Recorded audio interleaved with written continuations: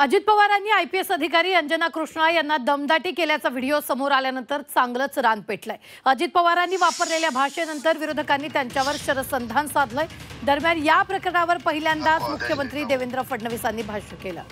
तर संबंधित प्रकरणावर अजित पवारांनी खुलासा केला असून त्याबाबतचा अहवाल मागवला असल्याचं मुख्यमंत्री फडणवीसांनी म्हटलेलं आहे।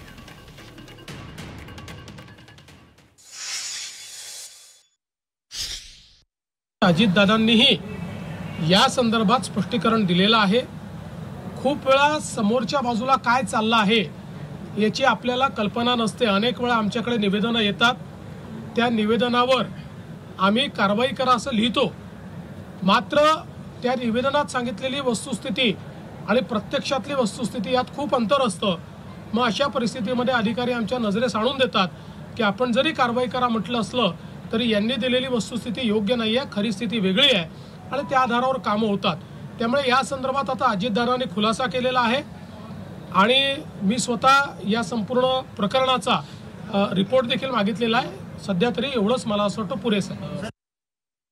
बघा, आदरणीय फडणवीस साहेबांनी त्यांना काय सूचना दिल्या आणि ते नाराज आहेत का दादांनी काय बोलले याच्यावर मी बोलणं आणि त्यांच्या नाराजीविषयी मला माहिती नाही।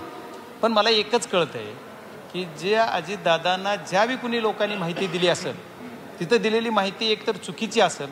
त्यांना जर खरी माहिती दादाच्या स्वभावावरून सांगतो, म्हणजे मला जेवढं वाटतं त्यांना जर खरी माहिती मिळाली असते ते कदाचित असं बोलले नसते।